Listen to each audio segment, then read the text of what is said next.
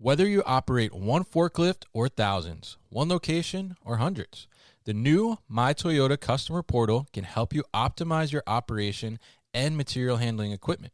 This one-stop, free-to-use platform is designed to help you take control of your information and make smarter decisions, all at the touch of a button. Register and access your data today at my.toyotaforklift.com.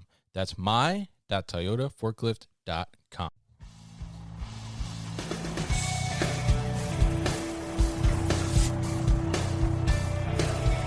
The New Warehouse Podcast, hosted by Kevin Lawton, is your source for insights and ideas from the distribution, transportation, and logistics industry.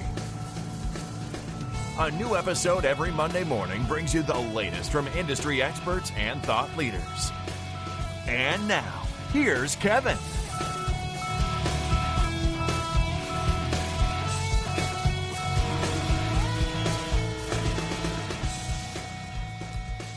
Hi, this is Kevin Lawton with the New Warehouse Podcast, and I'm coming to you with a new episode this week. On this week's episode, we are going to have guest Harsh Vaidya, who is the CEO of WareIQ, and Harsh is actually based in India, and so is WareIQ. And WareIQ is working on building out a distribution infrastructure in India, utilizing micro-fulfillment for e-commerce, different types of organizations and companies to get them closer to consumers and create a better overall distribution network so that they can reach those consumers more closely. So Harsh is going to talk to us about that, talk to us about WareIQ, and talk to us a little bit about the state of distribution in India as well. So Harsh, welcome to the show today. Early morning for you, late night for me, right? Thanks for the introduction. Great to be part of your podcast and really excited for this. Definitely happy to have you on. You are officially the farthest guest in the history of the podcast so far. Our last farthest guest was in Ireland, but you've made it further in India. So happy to have you on the show. Yeah, so good start for the year 2020 for you. Definitely. Happy New Year to you as well. So why don't you tell us a little bit about your background and tell us kind of how you got to the point of starting WareIQ and becoming the CEO there. Sure. So I'm founder and CEO of WareIQ, which is a technology-enabled fulfillment solution allowing e-commerce brands to offer Amazon Prime-like shipping. So prior to I started WareIQ in India, I used to work with Pitney Bowes in their headquarters in Stamford, Connecticut. It's a global technology company providing solutions in shipping, mailing, fulfillment, and returns, working with about 1 million SMB customers and some of the iconic retail and e-commerce brands like Target, eBay, and Macy's. So I spent about 4 years with Pitney Bowes in the areas of product strategy and growth. And in my last role, I worked as Chief of Staff to Senior Vice President for SMB Solutions.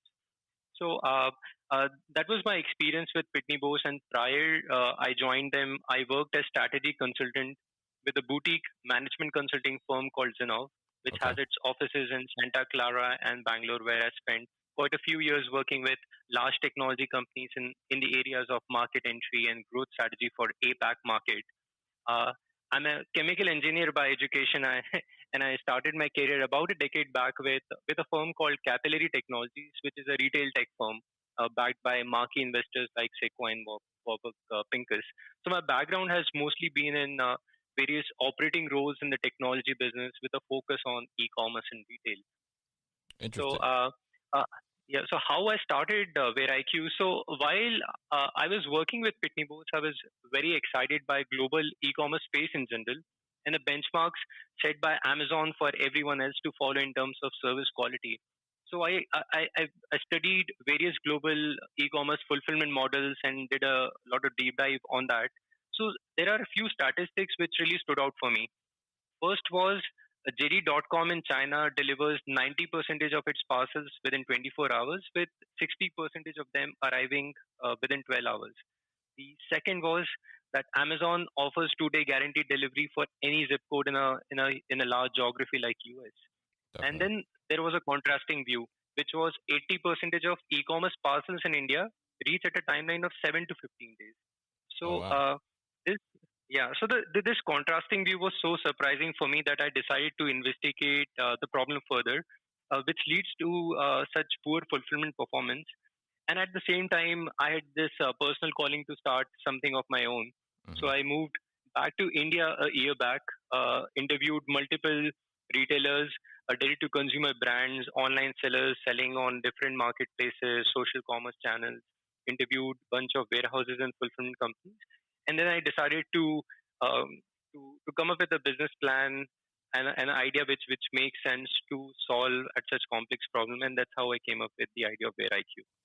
Very interesting. Very interesting. So you said there that in India, 80% of e-commerce packages were taking 7 to 15 days to deliver. Is that correct? Yeah, yeah. So that's as per one of the study done by KPMG. Wow, that's pretty crazy to think about, especially coming from a United States perspective, where like you said, Amazon is delivering in within 2 days. Sometimes, I mean, one time they delivered some markers to me the same day and a couple hours later. So to imagine 7 to 15 days is pretty different, a big contrast to service levels in other parts of the world. So is that still current state, or is it changing and evolving, and how is that kind of growing, and how are you guys contributing to that? Yeah, so I think the state of e-commerce and especially e-commerce logistic market is also changing significantly. I'll just give you a lay of the land of how does the current state of distribution looks like in India right now for Okay. e-commerce retail logistics specifically. So it's in its very early years. So as per few estimates, in the year 2018, the size of the market was about $1.5 billion. But this is expected to grow over 35% to 50% CAGR, since e-commerce is still about just 2% of the overall retail market. And this is going to grow significantly because the size of the e-commerce in India itself is going to grow significantly, contributed by different macro factors. Like there are about half a billion new users who are going to come online in next few years, driven by penetration of mobile and cheap data, Yeah. and then investments from large companies like Walmart, Amazon, and Reliance, which is India's one of the biggest business conglomerate. So Okay. uh, the size of e-commerce retail logistic market is increasing. New investments are coming in so as to build this infrastructure which is geared for pace and can cater to the sophistication required by e-commerce processes. Right now, there are three big players who address this particular market segment. So first being the traditional third-party logistic companies. So Okay. these were the 3PL companies who would typically deal with the B2B business flows. And with the advent of e-commerce, all of these larger 3PL companies have opened up a new business unit catering to retail logistic market, which is very technology intensive. Right now, they take about 25% of the market share. Okay. Then the second player who addresses this space are the capital logistics arm of marketplaces like Amazon and Flipkart, which is owned by Walmart now. They Okay. move about 50% of the volumes, since the marketplaces drive about 70% of e-commerce sales. The most of the volumes go through these marketplaces themselves, and they created their own logistic arms. So Amazon has its Amazon Transport Services. Flipkart and its group of company work with a in-house firm called eCart. So these are the bigger players, and then in last few years, there is the investment that have gone in to come up with e-commerce focused retail logistic companies. So there are investment that have gone from SoftBank and Alibaba and a lot of the big investment firms to create this space. The biggest player in this market is delivery, and that is where our head of operations also comes in. So he was director at delivery before, and he's setting up our entire logistics and operation process. So Interesting. in last 5 years, this space is also picking up, and the e-commerce focused retail logistic companies are now taking up about 25% of the market share. So that's how the general lay of the land is right now. But as you pointed out, I think there are some unique challenges with respect to India right now and some unique opportunities as well. So the challenges I can touch upon why the fulfillment service levels are so poor from the statistic standpoint as you Hmm. compare with the US geography. And there are certain interesting opportunities that I can also spend some time upon, and how some of the companies like Walmart and Amazon are approaching those unique opportunities to solve for the supply chain in India. Okay. Yeah, yeah. I think that I mean one thing for me from I guess, my little knowledge of India, I've never been to India, but I've worked with some people that have been in India. One question I have, I mean, when we talk about I guess the longer service level and the amount of days it's taking, one thing that comes to mind is I've heard of, I guess, the traffic there. So I'm wondering, is the transportation infrastructure, is that a factor and something that is being worked on to improve those service levels? Yeah. I think that is accurate. And the investments in the logistics space as a Hmm. percentage of GDP were also fairly low.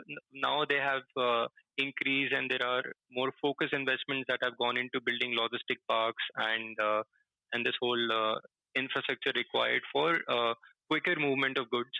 So I think that is going to improve in next few years. Um, but specifically from the challenges standpoint, if I look at the retail logistic industry, so unlike US market where say UPS, USPS, and FedEx would contribute to over 90% of the e-commerce parcels moving in the US, uh, the Indian market is highly fragmented. So top three third-party logistic companies who move the parcels contribute only 30% of the volumes. So there is bunch of regional and the local players who you would have to interact with if you have to address a particular geography in moving the parcel. So there is no one-stop shop. While in the Interesting. case of US, I could even the general way of talking was that can you FedEx me that particular parcel or something like that. Yeah. There's no such equivalent in India right now because there is no one person to go to who can cater everywhere. I think Hmm. the network is fragmented right now, which has its set of challenges in having a consistent service quality to all the zip codes. Interesting. So do you think, I guess two questions. So do you think that that's one of the reasons that you mentioned Walmart has Walmart transport, I think you said there. Do you think that's one of the reasons they've done that? And do you think that that means that there is an opportunity for somebody to come in and be that player in the logistics space, to be like that one-stop shop, like you mentioned, like FedEx or something like that? We'll be back after a quick break. You hear a lot about supply chains these days because if the past couple years have taught us anything, it's that an efficient, well-managed supply chain is absolutely critical to keeping businesses successful and consumers happy. I'm Will Haywood, and I host a podcast called All Business, No Boundaries, where we talk about supply chains, how they work, what happens when they don't, and the innovations that are redefining what's possible in the world of logistics. Join me for insightful interviews with thought leaders and industry experts. We discuss how optimizing supply chains can break down the barriers that are holding businesses back. That's All Business, No Boundaries by DHL Supply Chain. Listen and subscribe wherever you get your podcasts.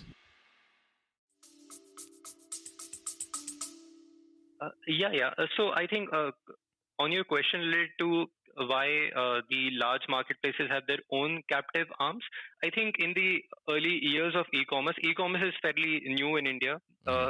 It's about 10 years old. It started with primarily Flipkart as one big company. And Okay. in their early years, they banked upon the traditional third-party logistic companies to move the parcels. And the service levels were not that great, and the consumer experience was taking a huge hit. So that's the reason they invest. They spend most of their investment in building this fulfillment infrastructure, so that they have more predictability in delivering the parcels at a higher NPS scores.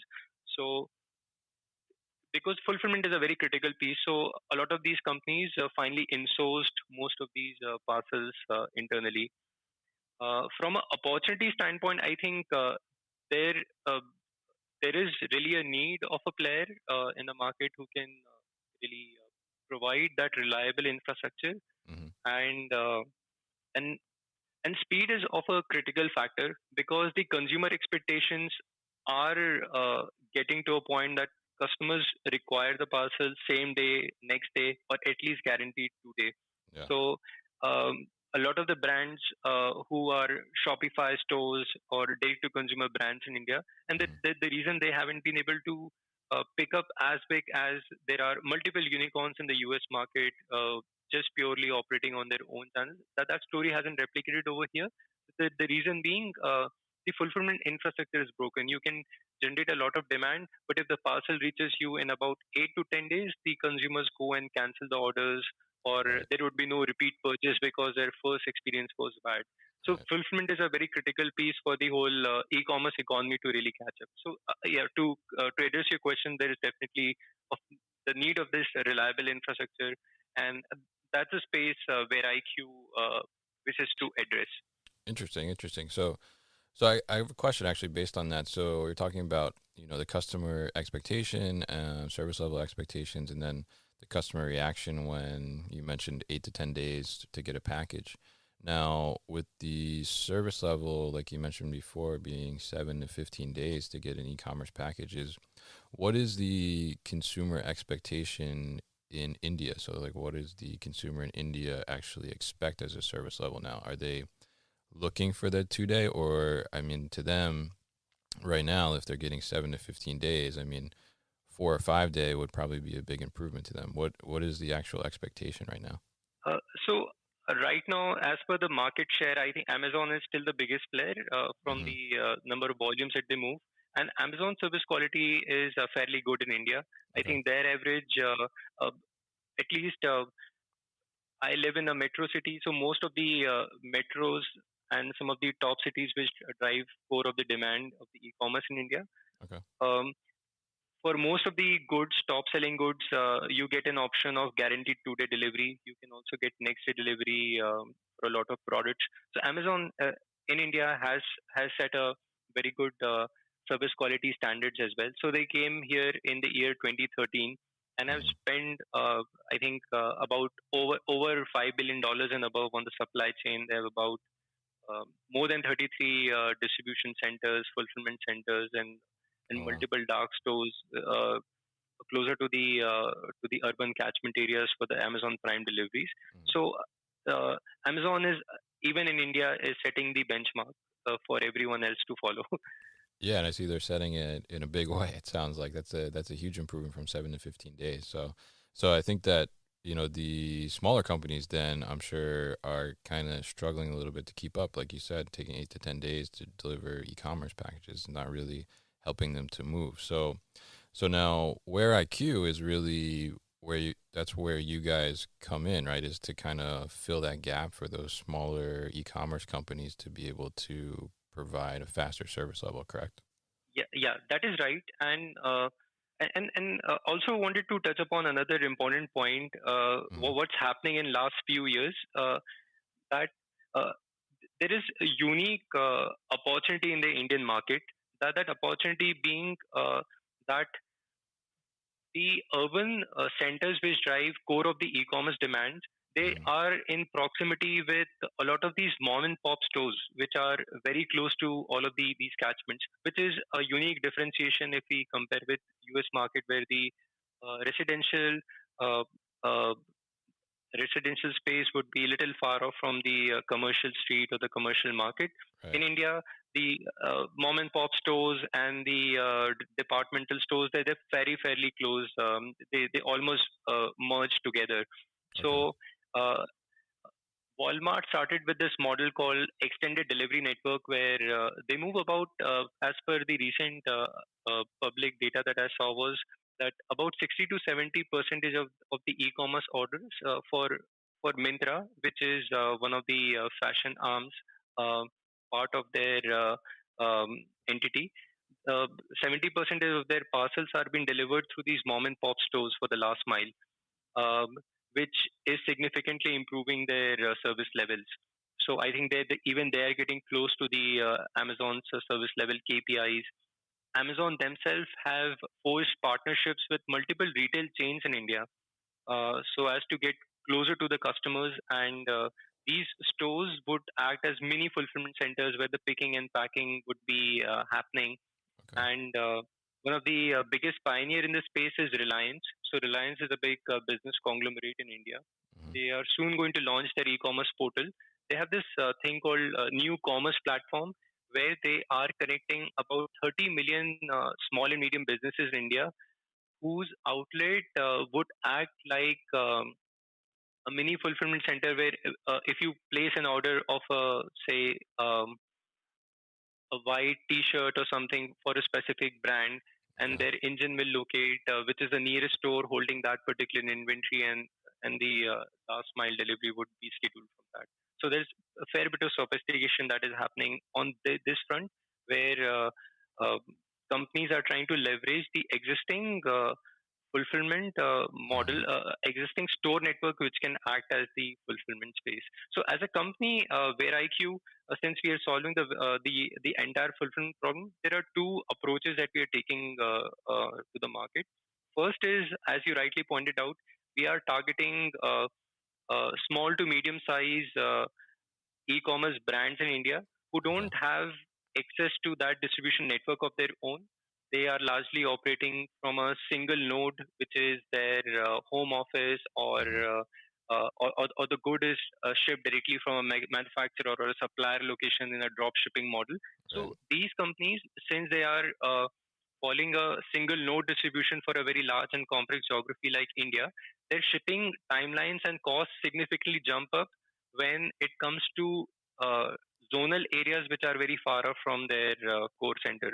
So Right. we give them access uh, to a network of fulfillment centers, which ensures that most of their orders, about 90% of their orders, fall under Zone A or Zone B, which are lower rates as compared to the national shipping that they are doing right now. So that is the on-demand AWS like logistic infra that we are offering to a small brand which don't have that network. The second opportunity is for the large retail chains who already have built a very large store network over a period of years, and before setting up their own warehouses, they want to ensure that they are maxing out their existing capacity. Okay. So this is the omni-channel theme that if I place an order on their website, there has to be a technology system which intelligently identifies which is the store that holds that inventory, communicates to the store manager who processes and gets the parcel ready as per the cutoff time, where the last mile delivery guy, someone equivalent of a Uber Rush in US, can pick up and deliver the parcel to the customer. Mhm. And in this whole process, the click to door timeline should be within a day, much like Amazon Prime. So we are also playing in this space and currently doing some pilot with a retail, one of the biggest retail chain in India. So I think in a month's time I should have good results to report on this front as well. Wow, I hope you do too. So it's pretty interesting. I think what's interesting when you said there in the beginning, you're talking about the utilizing these mom and pop stores as micro and mini fulfillment centers. I think that's pretty interesting because it's a little bit of a contrast to what kind of happened with e-commerce in the United States, where e-commerce eventually, in a lot of cases, kind of pushed these mom and pop stores out of business because they provided more convenience from people ordering online, but Yeah. they were not fulfilling from mom and pop stores. And mom and pop stores eventually they needed to get on e-commerce to be able to continue to succeed. But it sounds like here, what you guys are doing is, I guess, the infrastructure and the way things are in India is sounds like you guys are actually giving a chance for the mom and pop stores to grow their business more, which I think is pretty cool. Yeah, yeah. I think that is fairly accurate. In the Hmm. US, I think the closest example of something similar would be Target. So I Okay. think from last I heard from the Target's earnings call was that they do about 70% of their online orders are fulfilled by the Target location. So the Right. in-store fulfillment share is about 70%, which to me was a significantly high number. Mm. And then Nike has also over a period of years have invested significantly as they moved away from Amazon. that they are going to utilize their store network to fulfill the orders and take advantage of these strategic locations in the supply chain. So these two examples really stood out for me in the US market. Definitely, definitely. And I think that that's kind of the new trend, and it's interesting that you guys are jumping on that, I guess, so early in the game for e-commerce in India, whereas here in the United States, we're just like kind of now getting to that point where fulfillment from local stores is becoming more important, as there's such a focus on last mile delivery, and getting the product as close to the customer as possible. So I think you guys are actually going to be a little bit ahead of the game in e-commerce in India. Now, I wanted to ask you about actually building out the distribution network, because India is very highly populated. There's a lot of people there, and it's a large country as well, continent. So with such a large population, how do you start to determine where the best locations and regions are to kind of focus your efforts as you're growing? Yeah. So as the phase one of the growth, since we are a startup and we cannot have um, a very quick access right away, what we did is for most of the brands that we work with right now and the ones which we are in the pipeline with, we analyze their historical data to identify which are the zip codes which drive most of their demand. So for most of the companies that we work with, about 70% of their orders still comes from the top metros, and tier 2 city orders are picking up, but still they constituted about 30 percentage of the from the volume standpoint. So we focus on this core of the market. So right now, from a network building standpoint, we ensure that our fulfillment positions are in a way that at least this um, the metro orders, which constitute about 70 to 80 percentage of volumes for most of the Shopify driven brands or the online D2C brands, are addressed within a time frame of next day delivery. Uh, so that's how we went about approaching this. So so the 3PL network that we have onboarded into our platform right now are we are currently operational in 4 metro cities in India. Okay.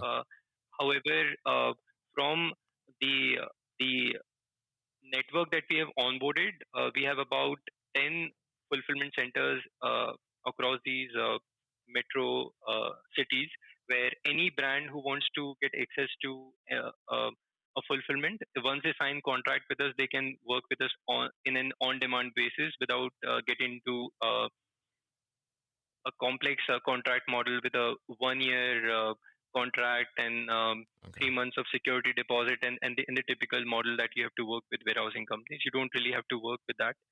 You just sign a contract with us and you can get access to all of these 10 fulfillment centers that we have onboarded right now. Hmm. As we get a little bit more traction, we want to also get into tier 2 cities where the growth of the volumes are going to come in the next 5 years. Right. At this point, we are a little bit focused more on the metros since it is our very first phase of the growth.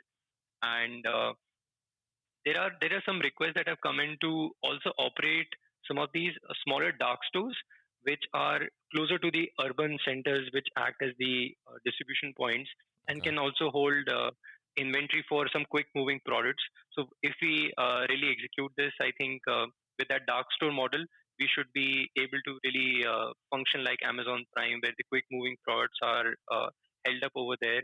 We Hmm. do quick replenishment from these mother warehouses, and uh, the customer, whenever goes to the Shopify stores, he can really see that if he orders by 3 p.m., the order can be delivered same day. If it crosses the timeline of say 6 p.m., it will be delivered next day. So something like that. Yeah. So urban dark store model is something which is going to be the phase two, which we are going to operate on our own.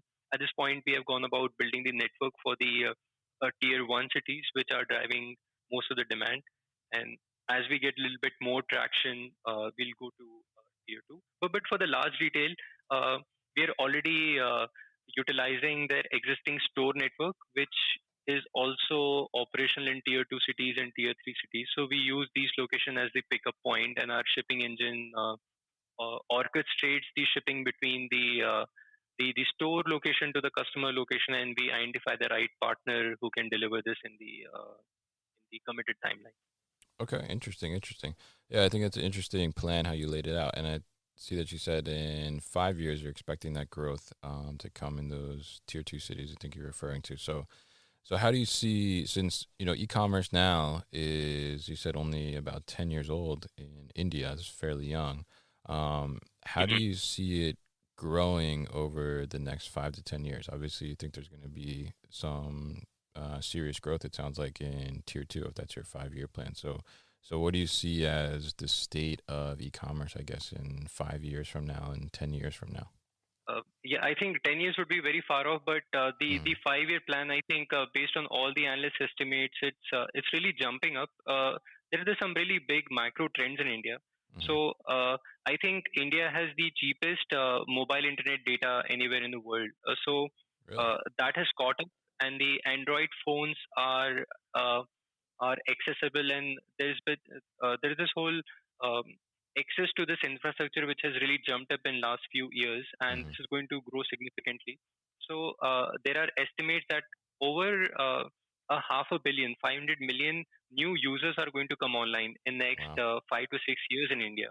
So uh, there is this whole infrastructure that has to be built Hmm. uh, because there are new users coming online, and they're going to use different models of e-commerce. So right now, India's e-commerce was still focused towards Flipkart and Amazon. So these marketplaces where 70% of their orders are currently um, moving from. But there are new models which are coming up. Okay. Social commerce is picking up in a very big way, Hmm. where WhatsApp is almost like a operating system for a regular Indian. They do everything on WhatsApp, and the Really? commerce through WhatsApp is picking up significantly. That is expected to grow further. There are multiple commerce platforms like Shopify, which have made Hmm. very easy for someone to start a business of their own, and the marketing stack is uh, is fairly solved for in acquiring customers at at, at, at a cheap cost of acquisition. Yeah. The payments problem is solved in India. There is a UPI, which is United a payment gateway in India, which is really smoothened up of making digital payments. It's the fulfillment infrastructure which is the last leg, where the whole demand comes up, the commerce platform is built up, payments is very smooth. But this fulfillment infrastructure needs to be really smoothened out for the entire experience, so that this new value that is going to be created in the next few years from a demand standpoint is also captured. So e-commerce is going to grow big, the demand is going to grow big, but Hmm. the fulfillment infrastructure to really capture that demand is going to be an important focus, where a lot of investments are going to go in, and as a company our focus is going to be in the next few 5 years. Interesting. So it sounds like you guys are really kind of in there at the right time to take advantage of the opportunity. It sounds like there's still a lot of opportunity to be had. So if anybody's listening that's interested in some kind of opportunity in e-commerce, it sounds like there is opportunity in India, definitely. Um, Also wanted to ask you too, as well, as we're talking about how you're utilizing these stores, local stores, as mini fulfillment centers as well. When you refer to like the mom and pop stores, now where are they on a technology standpoint, and is there technology that you have to implement into their business for them to be able to fulfill for these different other businesses? Yeah, so I think there is investment that is required for Hmm. mom and pop store to integrate them with the supply chain. So right now, from our company standpoint, we are working with large retail chains who already have that basic level of technology built into this. So we are not currently operating in the mom and pop store model. We are working with large departmental stores who Okay. already are having that point of sale system, and a panel where the store manager can get a view of the orders that needs to be processed on that particular day. But I can give you a view of how other companies are approaching this mom and pop store model. So most of these mom and pop stores, they are being provided with an Android application. Hmm. So you can look up something which is very interesting. There is a program called I Have Space program by Amazon, I where have they have space. given this. Okay. Yeah, so they give this mobile application to a lot of these mom and pop store and that. So the Amazon delivers the Mm. parcels to their outlets, and they just need to keep a warehouse that particular set of parcel in their stores if they have a particular space in their store, and they themselves have to make the last mile delivery as well and update that particular status in the application. So it's a very lightweight Android application which a lot of these small mom and pop stores have, and similarly, even Walmart has provided these mobile application to these stores where they keep Mm. a log of all the deliveries that they received, and they deliver it themselves and update the status of it. That these were the parcel out of the Interesting. 10 parcels that was provided to them, uh, 8 were delivered. For 2, there was a return because customer was not at home, and there are different other scenarios. It's Yeah. a very lightweight mobile application. They haven't gone very heavy with respect to providing them with a square like point of sale or any of that infrastructure. Interesting. Interesting. Yeah, it's really interesting to see, and it's interesting to talk to you because it sounds like e-commerce is in such a, I guess, beginning stage. Still saying it's just 10 years old. I mean, 10 years is a long time, but when you think about something like that, and you think about how it's grown in other places like the United States, 10 years is just a short time, and it sounds like there's so much space to grow, especially as you talk about those users getting online and being able and interacting more and purchasing more through e-commerce platforms. I think it's going to be a huge boom probably in India to the economy in ways, and it's going to create new business opportunities for a lot of people. So I think it's really great, and I love that you guys are kind of bridging that gap Yeah, for some yeah, people and those smaller companies to be able to reach out to different regions that maybe they couldn't before. So it's really great thing. So where can people find out more about WareIQ? yeah. So currently we just have a small landing page. It's www.wareiq.com. In next few months, we intend to do a little bit more product marketing, getting everyone a view of our platform, and some more case studies on what we have learned implementing our solution with the small retail brands and large customers. So I think uh, in the next few months, there will be more case studies and videos of our material. Right now, we are live on our website for anyone to get more understanding on what we're doing. Okay, great. Is there anything else that we should know about WareIQ before we wrap up here? No, I think we touched upon all of these the important pieces. But from our business model standpoint, I think Hmm. while we have this technology platform which solves for this fulfillment and everything. Another important technology from a technology standpoint, uh, we have built out this whole shipping engine which connects to all of the prominent third-party logistic companies and same-day courier companies. So while you can give your inventory to us for storage and fulfillment. Hmm. You don't need to work with two other software companies to manage your orders or inventory or manage shipping. Everything is integrated into one. So our vision is to act like one operating software for fulfillment. So you give inventory to us and we distribute it across our fulfillment centers and deliver it last mile. In our platform, you can do the returns management, cash on delivery management, and all the post shipping workflows as well. So that's our vision, and it is Hmm. very account management driven as well. So while there is fulfillment, there is this shipping platform, and then there is account manager who acts like extension of your team Okay. to manage your entire retail operations in a in a in a regular run of a day. You have multiple escalations and exception managements that need to happen. So we have automated a lot of these cases with machine learning and AI, but there is Hmm. also uh, a lot of human intervention that is required because logistics is still a very people intensive business. Definitely. So uh, our vision is to act like this fulfillment one stop fulfillment platform, and we have invested in technology and operational processes to get that complete.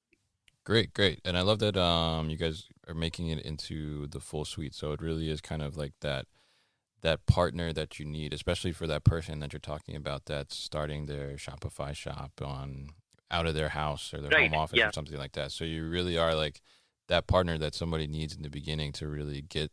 Now, like, they have this product, people want to buy it, and then the question is like, oh, how do I get the product to the person, right? So that's where you guys step in, and Yeah.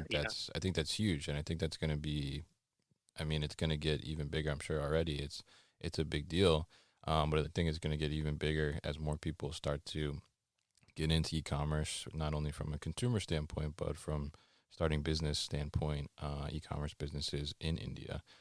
So I think you guys are really doing a great thing. And we'll post more information about WareIQ on thenewwarehouse.com. You've been listening to the New Warehouse Podcast with Kevin Lawton. Subscribe and check us out online at thenewwarehouse.com.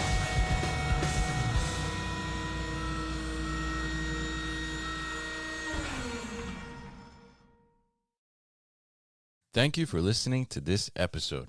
If you want more content from the New Warehouse, check out our new video series called All Hands on LinkedIn. Just search for the New Warehouse on LinkedIn and follow along.